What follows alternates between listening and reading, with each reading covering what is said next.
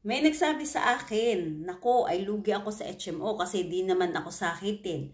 Nagbabayad ako pero di ko naman nagamit, sayang ang pera ko.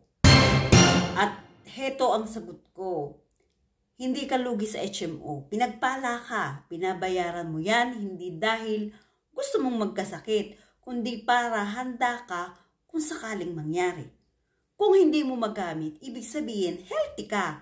At yan ang pinaka-the best return on investment. Kasi buhay ka, maayos ka, at walang sakit. Yes! Ang tunay na lugi, yung magkasakit ka, pero walang HMO.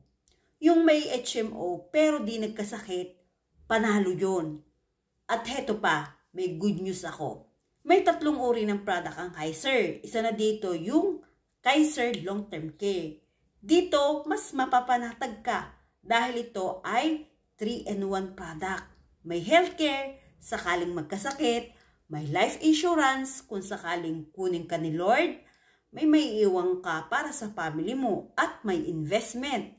Sabi mo nga healthy ka, di ka sakitin. So panalong-panalo ka kasi kung hindi mo nagamit, nag-accumulate ang pera mo, nag-grow over time, so may magamit ka sa retirement mo. So ngayon, lugi ka pa ba? Sa Kaiser, secured ka, protected ka, at future ready ka rin.